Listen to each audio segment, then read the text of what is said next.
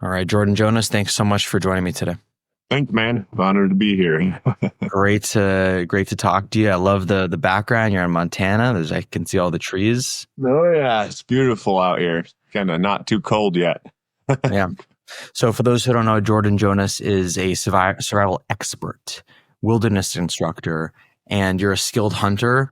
So Jordan, one of the things you're known for, along with appearing on the Lex Friedman show, is winning season 6 of Alone. And that's this very popular survival competition show on the History Channel.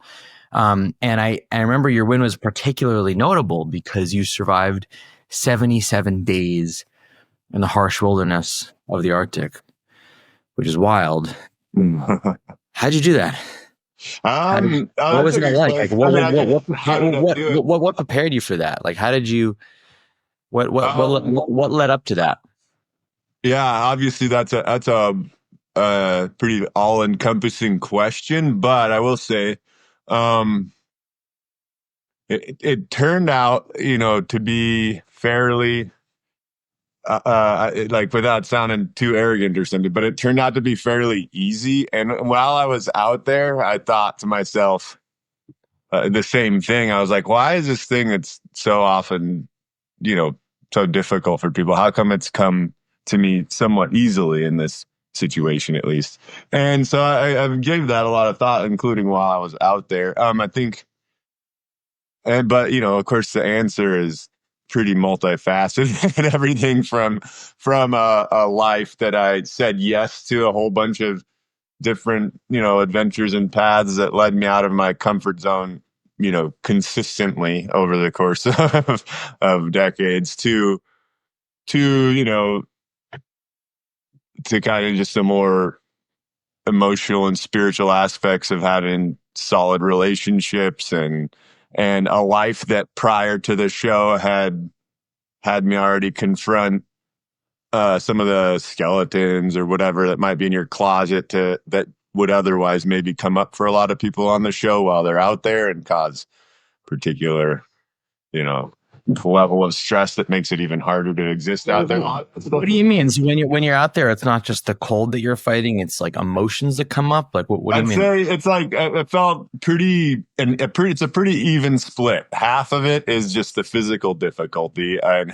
needing the requisite skill set to exist, to eat, to do all that stuff, to not freeze.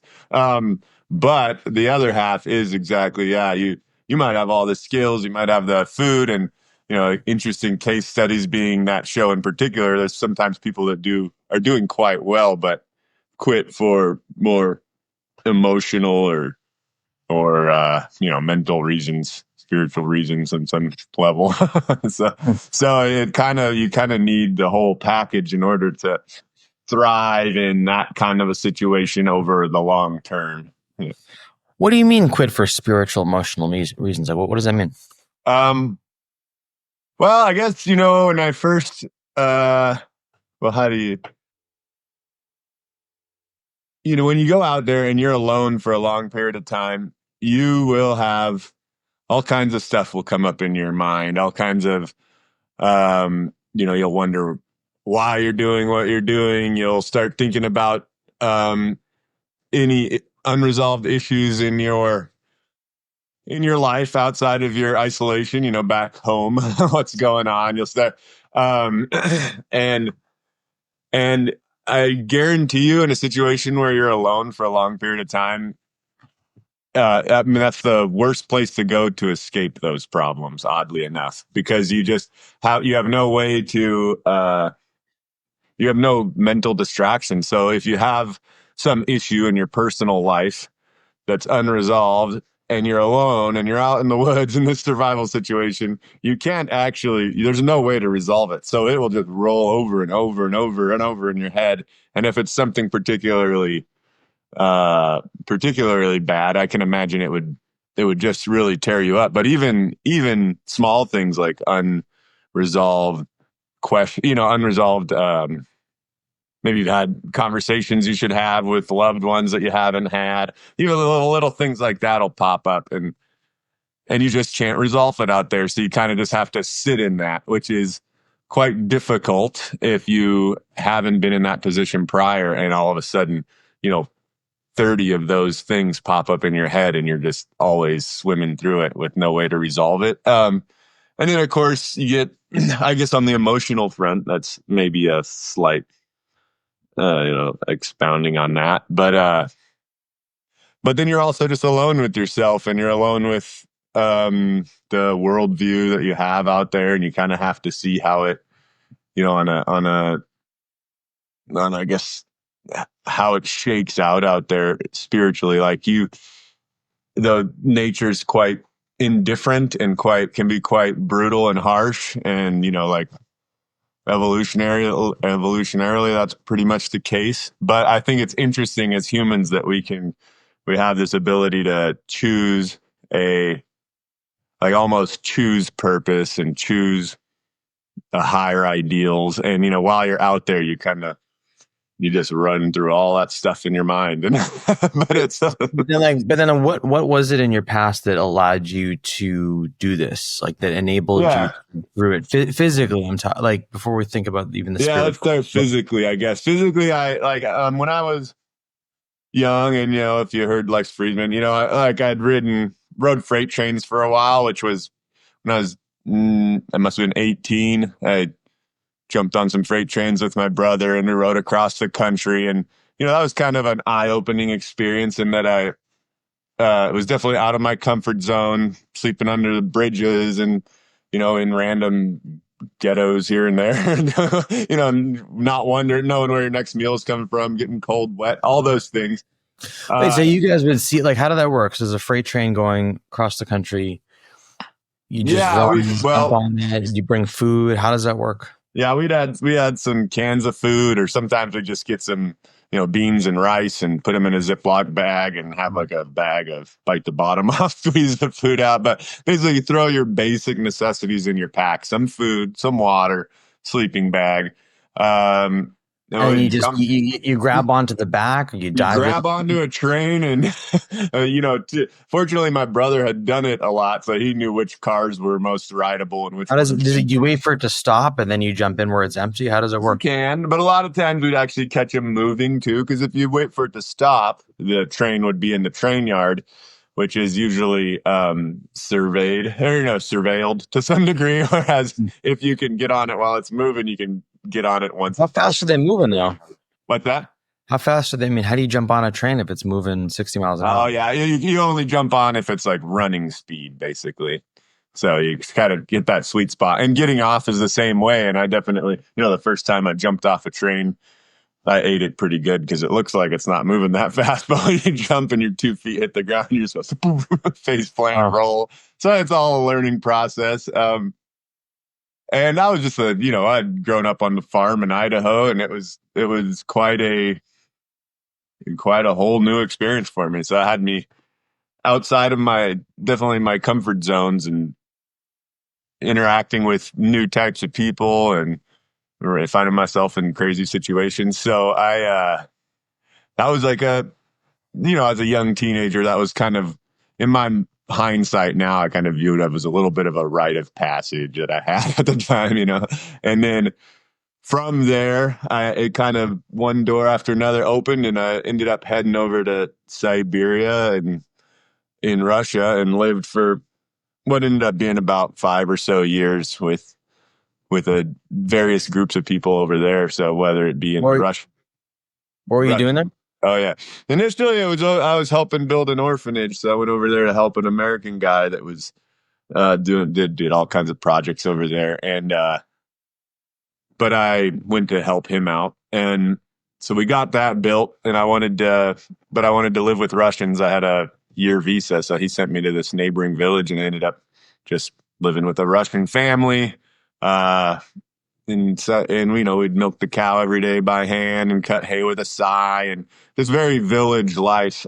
He had been in prison with a fur trapper, so he had eventually introduced me to this fur trapper guy. That guy invited me to go north and fur trap, and long story short, his cousins were all reindeer herding nomadic folks, and he introduced me to them. I went and lived with them. So just following a kind of what doors that opened in front of me as I was What what there. what what drew you to these sorts of opportunities? You know, being in these rough, tough, cold places. That's a good question. Honestly, that was just a sense of there's a bit of it that's adventure seeking when you're young, but that was actually played a minor role. I think I really did enjoy it at times, but it was also the, incredibly hard, not knowing the language, having to learn it, like just when you're young, you're trying to get set up education wise, trying to meet, a potential wife or something. And there I was just out in Siberia doing all this.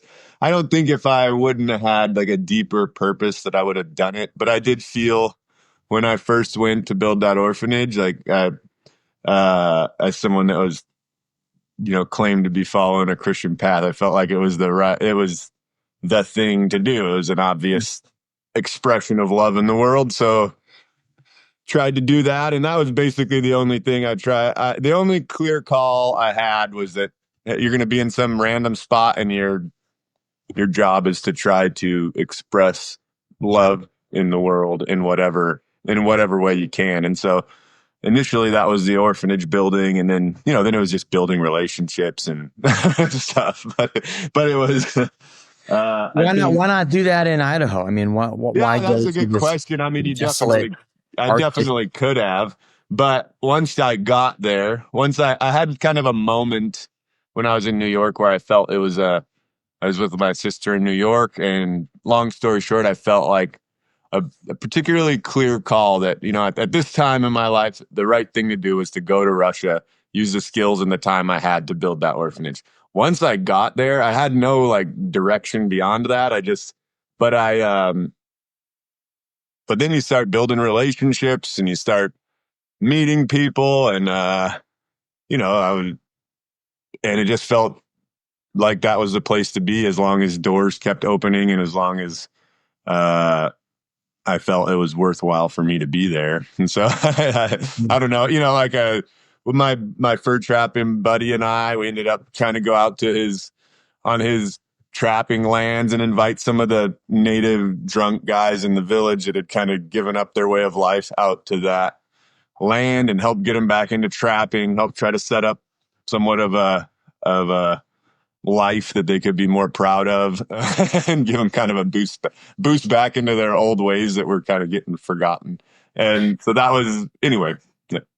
Throughout all this, how did you meet your wife and settle down? And Yeah, I that was just random, but I um I would basically live in Russia for a year, and then I would come back to the States and work construction to save money in order to go back and live another year in Russia. And so on one of my trips back, I went to honestly just a random wedding and met the woman that would eventually become my wife, and chatted it up with her. I really liked her. She, was familiar with Solzhenitsyn and that book, Ordinary Men. I don't know if you heard of that, but we had kind of both read similar books, and she had lived in Asia for a while. So we kind of hit it off on that. That said, I was leaving to Russia just a couple days after I met her. So I was kind of just blunt, like, hey, I'm really into you. Like, if you wouldn't mind keeping in touch over the course of the next year, like I'd like to pursue the relationship. And she did. So how'd she feel about you? You saying, "Hey, I gotta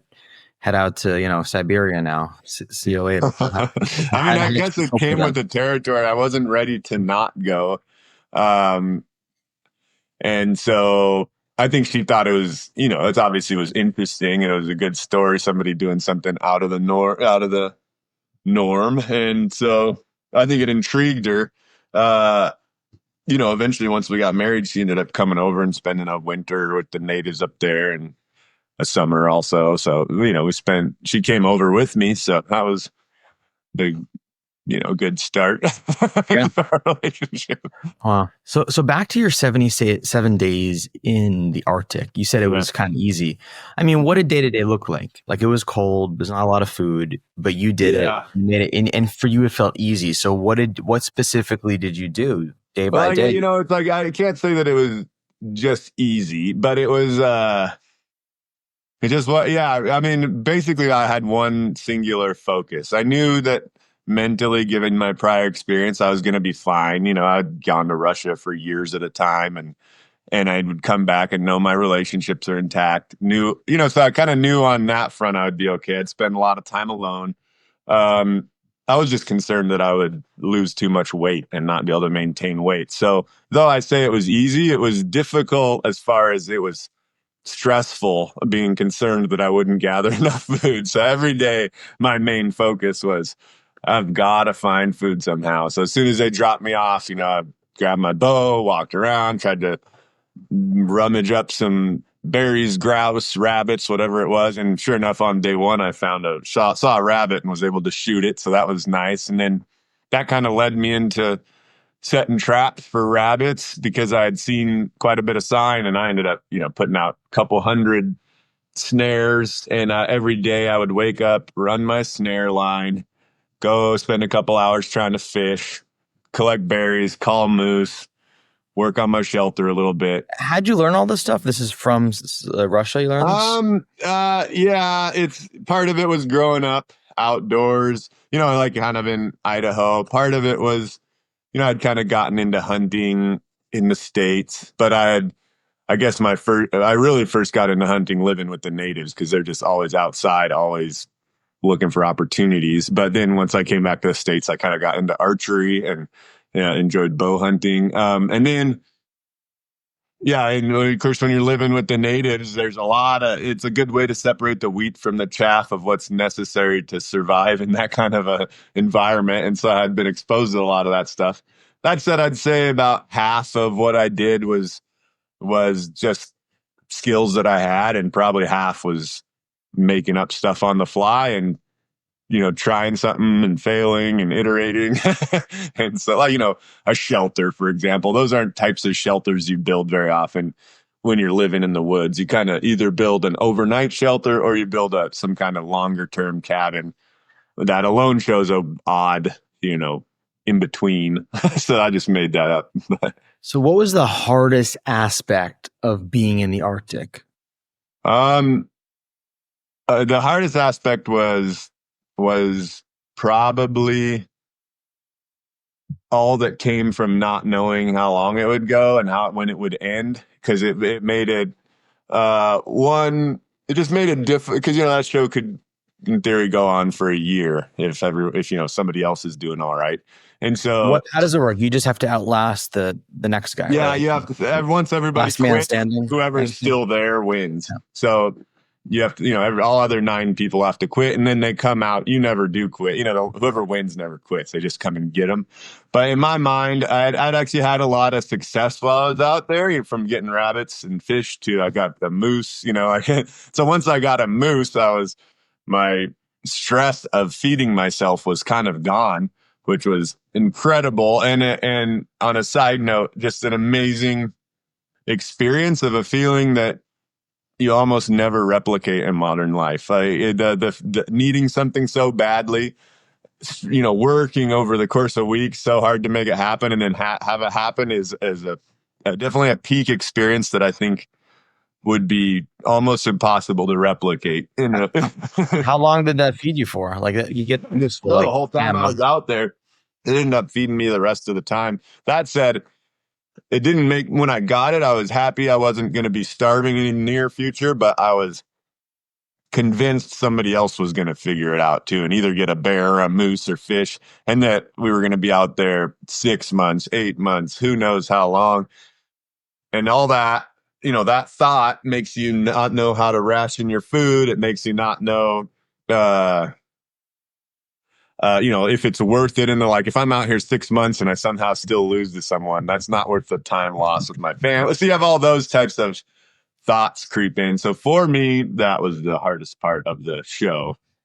How'd you get the moose? What'd you do? Well, when I landed, I saw some moose tracks. It was a elaborate setup, sort of. I initially moved from where they dropped me off because I saw those moose tracks and I wanted to be away from them so I wouldn't disturb their traffic.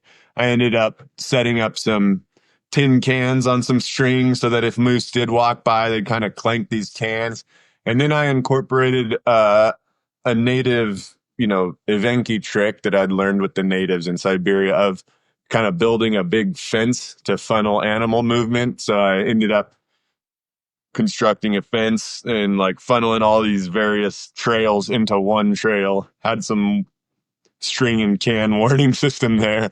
And I was out trapping rabbits one day, and sure enough, I heard a clank on the can. I was like, oh, no way, something's coming. You set up, so you set, how long is the rope? Like, so you set this thing up and then you Yeah, it was a little, out of the, we had paracord as one of the items I had. So I pulled out these little inner strands I had and made just a long tripwire, probably, 50 yards long with a little, that second one, the second one I built was not that long.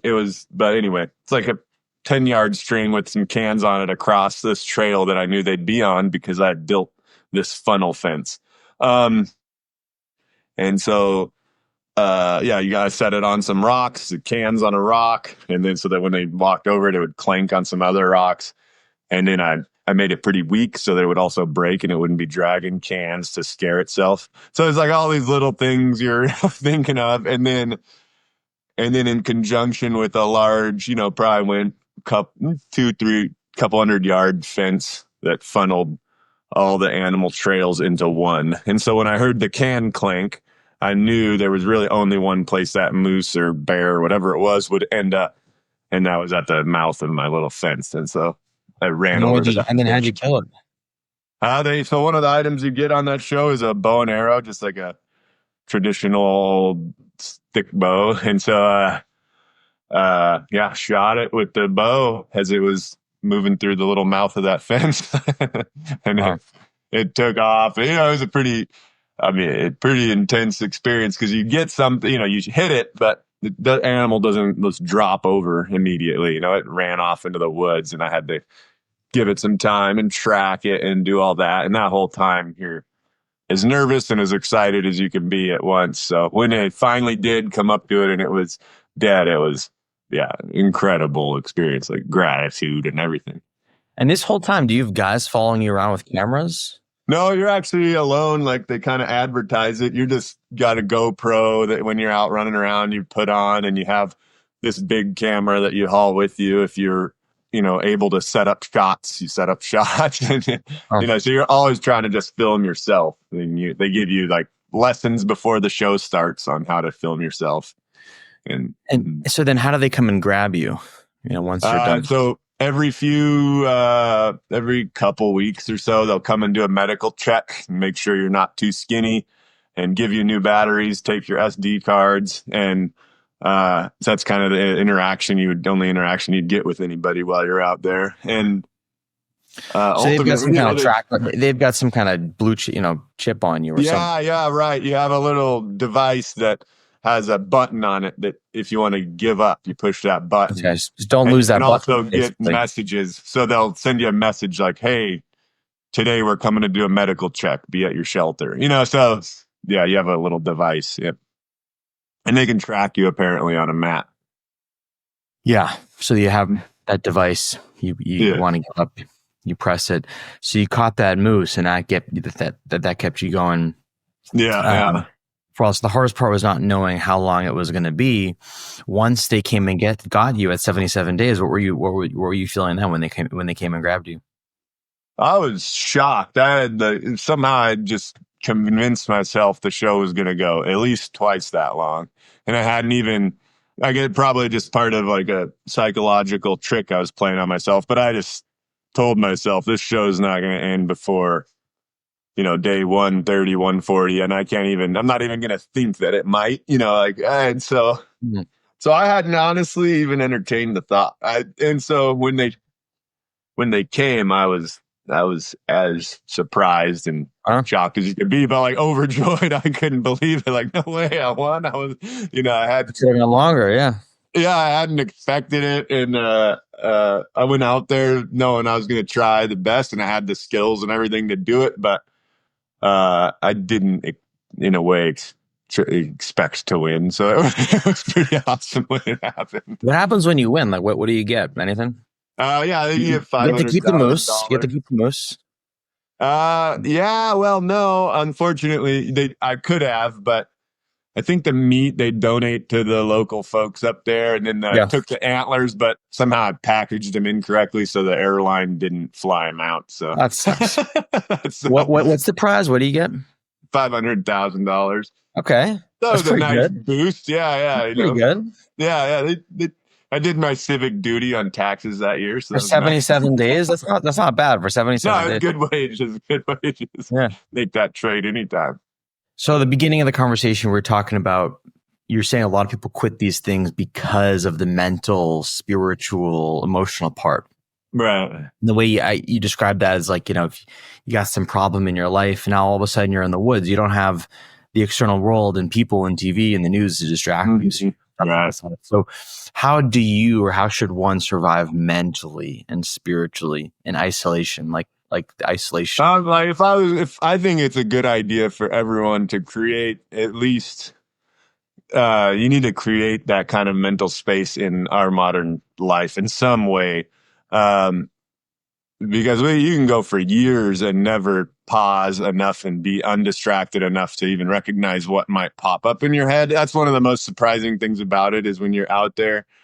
I mean, things come to you that you had long forgot about, and people and events. So I don't know that there would be I don't think it's a good idea to confront all that stuff in the situation. If I was recommending it to someone, I would say you should try to spend a few days, at least a year, spend 3, 4, 5 days alone at some point, or, get up in the woods and camp and hike for a few days, and just try to create enough mental space so that you're even aware of some of the things that might pop up. And maybe that's clear. Maybe you already know some obvious things, and in that case, you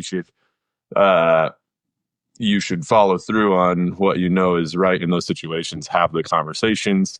Da da da. Wait, so is becoming like mentally, emotionally, spiritually prepared? You're saying the way to do that is to just isolate yourself, like to No, be that's one way. Well, one way I would just say this is just one.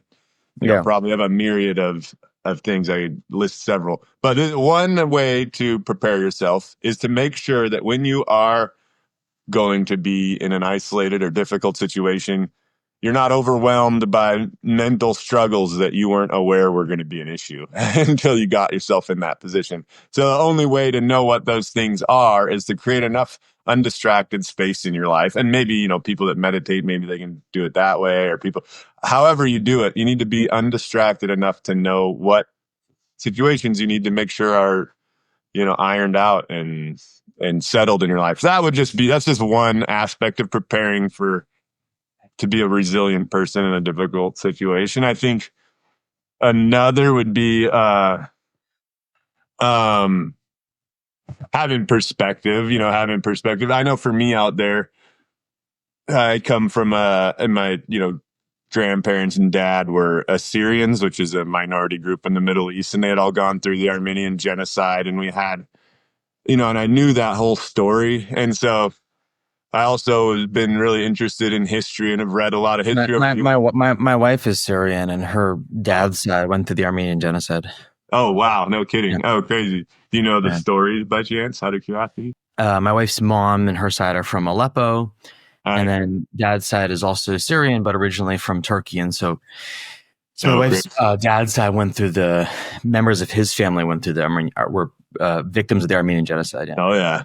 Oh, yeah. Yeah, crazy. So having had that context for myself, between that and history I'd read and stuff, it puts our own suffering into perspective. So when you're out there on a little TV show, it's pretty hard to complain too much, and I also, so I just think, I think having that historical context, having perspective on your own self and suffering gives you enough gratitude for what you have that it gives you the strength to bear with a little bit of that suffering. So, that's another aspect. What about like going to therapy? I mean, what about like working through and thinking through like, hey, what are my problems in life? That'd probably be a good way to go about it, particularly that first point I was talking about, trying to confront some of the disorganized aspects of your life. I haven't done therapy personally, so I don't know. It's like I feel like it's so contingent on having a good therapist. A good Or, therapist can be so awesome, and potentially a bad one could be the yeah, opposite. So I don't know. totally. So Jordan, is there like a philosophy or a mantra that helps you in the toughest moments? Like maybe it is you thinking, hey, at least I'm not in the Armenian genocide right now. Well, that's one of the things. I also an interesting thing about being alone in those situations where you're alone is you actually can't blame anyone else, and nobody else is going to come and save you. So the interesting thing is, no matter what your situation is and how bad it in that particular moment sucks, like only you can stand up, figure out a solution, and make it happen. And you might not even know the solution, but only you can try. And so having a kind of a proactive mindset is really important. You get in that fight or flight, and you can kind of just be like, oh, this sucks, and kind of curl up, or you can be like, man, nobody's going to stand up unless I do, and nobody's going to go get me food unless I literally go get it myself. So having that that very direct connection to your needs, and direct personal responsibility is an interesting thing to observe when you're alone. I even noticed that kind of gets. So you said earlier, I'm a kind of a hunter, and so a lot of times I hunt solo, and I noticed when I hunt with somebody else that I almost get sloppier because there's a little bit of a like, he's going to be paying attention, or he makes the calls on where we go, and so you kind of lose a little bit of your edge. I think I almost lost track. Speaking of that, of what exactly your question was, but it made me think of that kind of proactive Oh, approach to life when you're in your problems. Oh yeah, yeah, like what whether mantra? there's like a mantra or philosophy. Yeah. So related to that, something I tell myself a lot in those situations is this little Russian phrase I like a lot called the "glaza boятся, ruki делают," which is like your eyes are afraid, but your hands do. And so sometimes you need to just stop absorbing what all the problems are and go out and do something about it. And as you do, you start to create information, create solutions, and so I actually find myself telling myself that quite often, like, I don't want to go do that, or I don't know if that's going to work. It's whatever. The eyes are afraid, but the hands do. Just Just do it. Yeah. do it. See what happens. Yeah. Just gotta do it. So in spite of that, do you still sometimes get afraid? Like when you're out there in the Arctic? Yeah, I've obviously been asked that before, like name times when you were really afraid. I don't know that it's a little bit hard for me to do, honestly. I can definitely,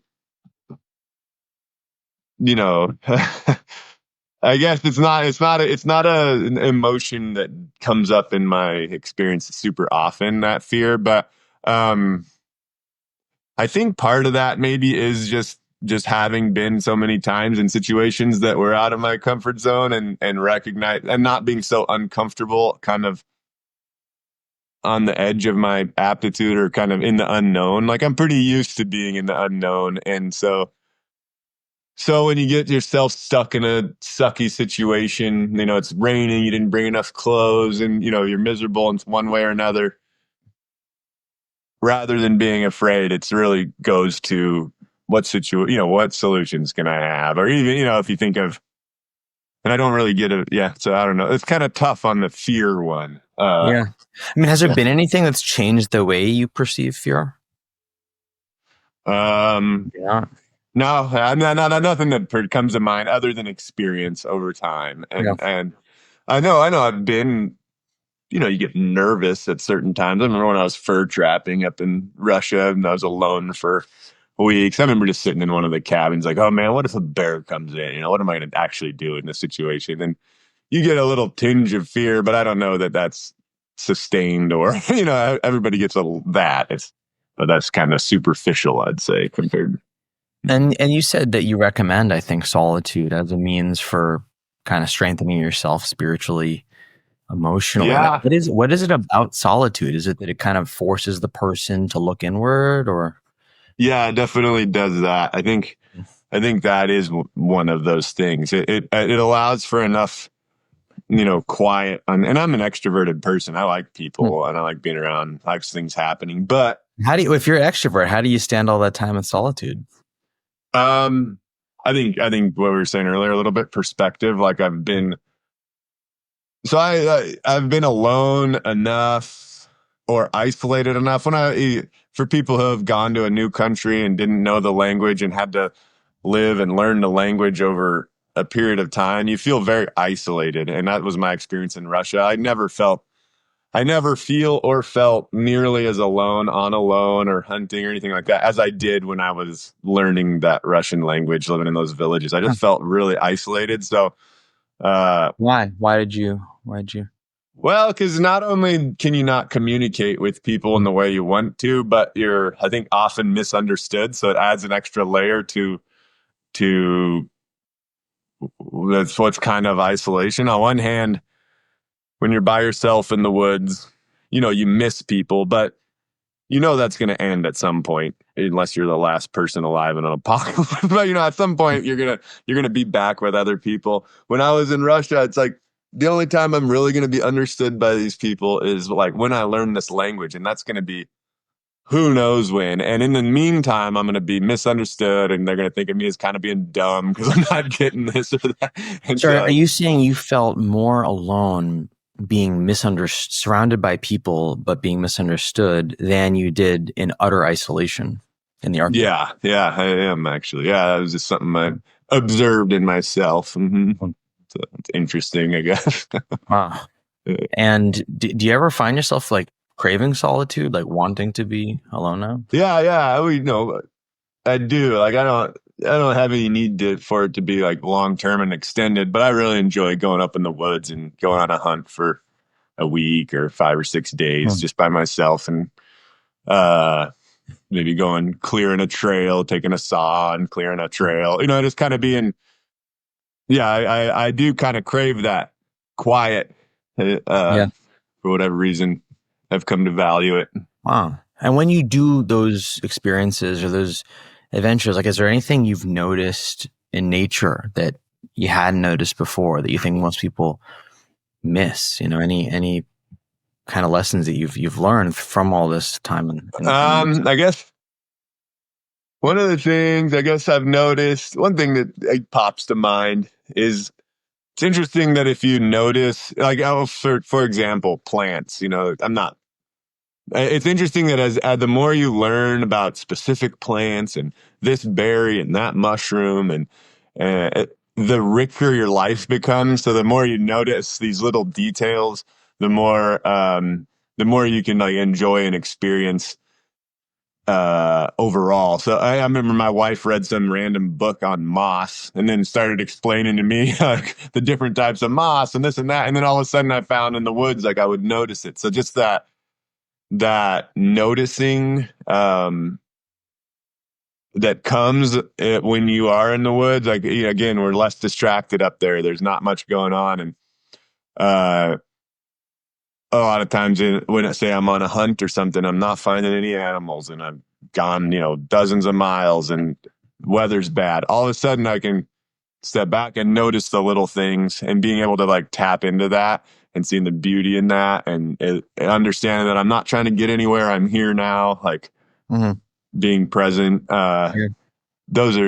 That's something on a more specific and less, ethereal level was interesting on the show. I noticed I had never tried to survive off of rabbits by myself, by themselves. Sure enough, they don't have enough fat on them to live off of. So you need fish and moose and other things. But I noticed when I caught fish, I had a wolverine that would come and pillage my stash. He would only eat the fatty parts of the fish. He would throw out literally the whole meat, all the meat that we would, as humans, would usually eat, all the fillets. He'd just leave them and he would just eat the skin, the eyeball, the head, some of the belly. And like observing, that was a situation where I observed in nature, like, oh, that's where the food value is because that animal knows where the food value is. And so the fact that they were hyper focused on stealing only my fat and couldn't care less about all the rabbits I had piled up and all that everything else was something I could learn really quickly Huh. from animals. I thought Wow. that Why was, did they don't want protein? Like rabbit yeah, they protein? just don't need it. It's like not. It's not. it's not the thing that's in deficit when you're in nature. There's certain things that are more or less available, and fat is like the hardest thing to come by out in the woods. Yeah. In the northern woods. Wow. So coming out of like 77 days in the Arctic or your time in Russia and Siberia, does that change how you see and experience just the comforts of modern life? Like, does it change how you? Yeah, it's interesting. It's like I'm super grateful for it. Like, what's interesting is you see kind of we've gained so much in the modern world, and it's they're on a broad sense all things I'm super grateful for.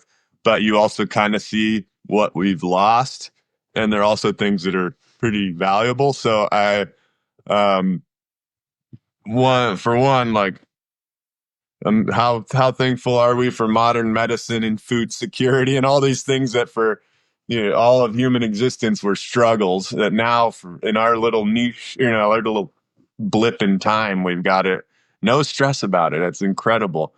That said, we have lost, like I explained to you earlier when I got that moose, there's like no joy I could have ever have that would equal that. So there's somehow a you lose a bit of community that comes. It was something I really noticed living with the natives in Siberia, where, the little kids just run from this teepee to that teepee and they eat over there and they come over here, and the women share burdens and the men go out and hunt together and all, it's like, there's like a natural way of being that humans have always been, except for the last 50, 100 years. And so we're kind of wired for that way of being. And Hey, what's the way of being 50 years ago, and what is it now? Well, I mean, I don't even know if 50 years ago is the right time frame, but for most of human existence, we've been hunter gatherers and lived in small communities and all that. And when you are in those situations, I always recognized in myself that I just felt more alive, and it was a little bit hard to describe why, but I never woke up with that like what do I do today? I kind of just everything felt more realistic, having your needs be directly related to your daily activities and not filtered through a financial system. It's just really it speaks to your psychology quite directly, and can be quite fulfilling in a way that you wouldn't even know until you experience it. And then you experience it and you're like, oh, that's interesting, we've kind of lost that. Yeah, that's it. But on the other hand, I feel like if my next meal was in jeopardy, or unknown, or I had to wonder where it's going to come from, I feel like I would be living under this existential dread. And no, I think you would. That's why it's kind of funny that I thought about that a lot. It's like we are wired for it, but in a way, we live in the best of both worlds. Like, if we can tap back into some of those things and grasp a little bit of that, some of those things that we've lost in our modern world, but still have the benefit of food security and this and that, we have this unique time in history where we can have both, the best of both worlds. But yeah, no, like, would I trade modern life now for, some hunter-gatherer life? Although I see all the value that had, it's like, man, that lack of food security. You're exactly right. Or, you blow your knee out and you're done for. Those little things they're too consequential to not appreciate. But, yeah, whereas you can live in the modern world, but be in this house, it looks like in the woods in Montana. I mean, maybe that's a nice balance. Like, you have nature. Exactly. I live here for a reason. I can go up in the woods and spend weeks in the woods in the wilderness at will, and I do often. So it's like, in a way, that's something that I've structured in my life, and I moved here specifically to do that because I had gotten a glimpse of what we lost. But that doesn't mean I abandoned everything and went and lived in the woods. It just means that I've tried to incorporate all that stuff much more into my life and my family's life, because I think the lessons are valuable. And you mentioned the moose being this, like this ecstasy, killing you. Right. What about that? Was it that you then had security? Yeah, I think it was just and that's why it's hard to replicate, because honestly, like you said, you're not going to put yourself in a situation where you're going to starve to death if you're not successful in a hunt. But on that show, in that situation, psychologically, that's where I was. You weren't thinking, oh man, I get to quit if it doesn't go well. I was like, man, I got to get food or I'm going to starve to death out here. And so the pressure was immense, and the requisite reward when it finally all came together in whatever unlikely circumstance was equally as large, but that's why it is exactly why it's hard to replicate but just something I observed, Are you able to be less affected by these like modern stresses with social media and politics, or do you still find yourself getting as affected as everyone? Yeah, that's a good question. Honestly, that's a good reason to. It's a sort of dread when Starlink can be everywhere and we just have the internet all the time, because I don't think anyone's completely immune to the stressors that come with that. We all have our opinions and we all have but it's one of the reasons I really appreciate the avenue of just like heading out into the woods and being not on a daily news cycle of, oh, this guy said that and that person did that, but being able to, come back in a couple weeks and see where the wheat, and sometimes there's interesting things that happen and worth knowing. Sometimes it's just not worth the psychological trauma of being mad at strangers all the time. So, yeah. Absolutely. Well, but, what were you going to say? Oh, no, nothing. That's obviously a whole interesting topic, like modern social media and psychological pressure. Are you on social media? Do you follow? Yeah, I have Instagram, and it's like, yeah, and so it's definitely a thing. Is it got enough followers that it's a job or whatever. How do you not get sucked into that and get anxious? The easiest way is to leave, like disconnect and go in the woods. And how do you maintain it? How do you grow your channel? What's that? How do you maintain the Instagram channel? Yeah, well, it kind of goes dark at periods of time. Like, I guess when I go up in the woods, it's interesting. I guide a lot of people on these wilderness trips and stuff. I mean, almost to a single person, nobody misses it once you leave it. You go up in the woods, it's gone. And this thing that you spent 6 hours a day on, before, you just don't even miss it. Not even for a second. You're up there doing other stuff. And then when you come back to the modern world, that's the thing that you feel dread about. You're like, oh no, here comes the internet and the. How do you balance? Like, how do you not have it keep you up? You get stressed. Yeah, well, in the modern world, like I'm not in the modern world, but like in my day-to-day life when I'm connected and all that, I'd say that is a constant struggle. Like they are good at trying to keep your attention, and I don't have any magic bullet for it. To be honest, like if my business didn't rely on it, I'd probably delete it, because I feel like that's almost the only way for me to. I don't know that the trade-offs are worth the drawbacks, and except that I get to do something I really love, and it facilitates that, and that is an incredible benefit. But if it was just me and I didn't have a business on there and I was just surfing and scrolling, I think the easiest thing would probably be to delete it. Yeah, live your life. But yeah, that's not where I'm at. So I have to, because the benefits for me are quite tangible. It allows me to do what I do. So I just am in a constant struggle to not be distracted by it. And so that's why I think I feel I feel real happy to be able to leave and not have to struggle. It's just not there. Totally. Makes sense. Yeah. Everyone, even you struggle with, Oh yeah. Not immune to social media. Nope. So they got us figured out pretty good. What?